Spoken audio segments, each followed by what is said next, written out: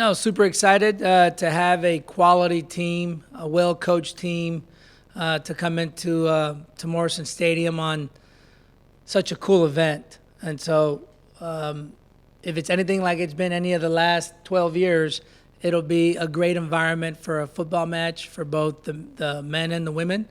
And so, looking forward for a great evening of football. Just wondering who would take note. We got Johnny a higher chair. Looking good. I need this for my car. This would be nice in my car so you can see over there. You can get through your car. Open the floor to questions. Johnny, how has it been to get a good start, get that result that you did over San Francisco, and kind of seems like get a little bit more momentum at this point last year? Yeah, it's great to be able to get the 3 points. And like I told the guys, all of these matches are learning moments. And so just when you think things are clicking exactly how you've planned it, there's always something else that arises, right? And every team gives you a different challenge. Obviously, San Francisco is a very, very good team. And the challenge for us in that particular match was coming out flat in the second half. Obviously, without taking anything away from San Francisco. I mean, they were a very good soccer team. But we came out really, really flat in the first 15 minutes, and we almost paid dearly for it. But the boys showed some resiliency and some real grit and focus to be able to still come out with the 3 points. And so, again, every one of the 4 matches we've had has presented a different challenge. And because of those challenges, I think we're a better team today than we were a couple of weeks ago. Is resiliency, you think, the main trait that describes this group so far? I think against Drake, you had that kind of weird lull in the middle and then bounced back in the second half. Same thing against San Francisco. Is resiliency the trait of this team so far? I think it's one of them. To be honest with you, I think these guys are doing a good job at being able to lean on one another. In particular, when you break it down to each individual, if one particular individual is having a bad evening, guys around them are doing a good job to help that guy out of that rut, whether it's 5 minutes, 10 minutes, or a half. And so outside of resiliency, I think that these guys enjoy being able to help each other out as well. And so, there's a sense of belief in one another, and I think that showed true against San Francisco after the first 15 minutes of the second half. You saw both Denver and Grand Canyon last year. Anything you can take from tape to translate, or anything you know about their play styles that you're looking to show out on the pitch? Yeah, traditionally, Denver is a very well-coached team. They're very organized. They're definitely a team that they won't give you anything, and they won't beat themselves. So on the day, you have to be focused. You have to be deliberate in what you're trying to do on the attack because they're very diligent in their defense. They're very organized. They're very committed to defending as well as attacking, but they're not going to give you anything that you don't earn. And so knowing that and seeing what type of season they've had already and some very good results against some very good teams out on the West Coast, and I think they tied SMU 2-2. But played Cal and Stanford, to name 3 of the teams that they've played. They've done very well against those teams. So it's not going to be a surprise to us that they're a very well-coached team, a very good team, and like Glenn spoke about earlier, ranked number 3 in the country at the moment. Johnny, how would you assess your defense and goaltending through the first 4 matches? Is it meeting your expectations or still ways away from where you want to see it?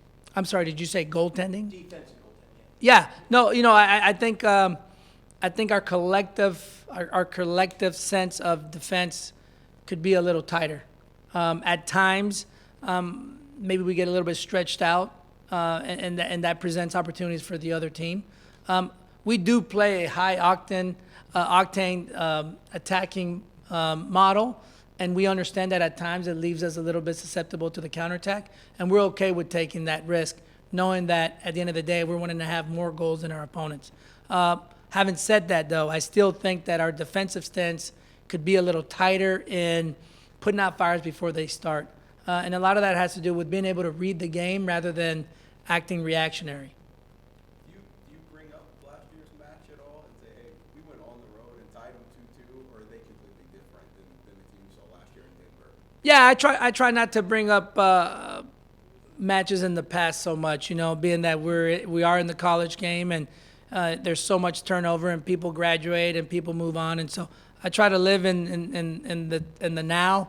Although obviously, traditionally, when you're gearing up for certain programs, there is a style of play that program might offer, especially if they're still under the same coach and whatnot. But in regards to the guys and when I'm addressing them, I'm not bringing up last year's match, no. Has there been a chance to really find your footing with this extended homestand to open up the season? Has it allowed you to bring anything more out of your group than, say, if you had to do all the traveling? No, absolutely. I think it's definitely an advantage, and we've had it both ways in the last 4 or 5 years, where we've started on the road for the first 5-6 matches before we come home. And look, I say this every year, and I'm not saying it because I work here. It's simply true. Morrison Stadium is one of the best stadiums in the country. So any chance that you can do that and play in some of the best fans in the country is a plus. And so I think it's helped us to gear up. And I think our learning curve has increased because of it. You're definitely in a more comfortable place when you're able to say that you're at home, one of the best facilities in front of some of the best fans, and you're getting to sleep in your own bed, right, while you're preparing it. So this stance has been a fun one. You see that as a factor that the fans could play against Denver now that you get them here? I hope so.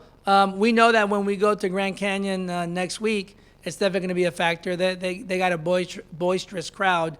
And so, that's what it's supposed to be. That's why they call it home field advantage. So I'm hoping the fans are going to get crazy and loud and they make it difficult for Denver on Friday.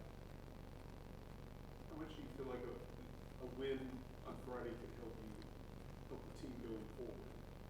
It's not just a resume, but kind of help them know what they can do against quality. Oh, absolutely. Anytime you're playing a ranked opponent, if you're able to go out there and execute the game plan and come out victorious, it's going to do great things for you, not just for the up-and-coming games, but, things are going well and you're playing late November. You're going to think back to those matches where you were victorious against some very good programs, and it's going to help propel you forward. What do you like about Socktoberfest? Is there anything you get to partake in with it? It's I love the energy. I tell our marketing department this all the time. Sporting events should be a party, regardless of what sport it is. And Socktoberfest rings true to that. It's a celebration, and I love the ambience. I love the energy, the music in the background, people cheering each other with their mugs. I mean, it's a hoot, and so really excited. And I'm very thankful for all the people that have supported us over the years to make this thing go. Any further questions for John? Thanks, John. All right, man. Thanks for coming.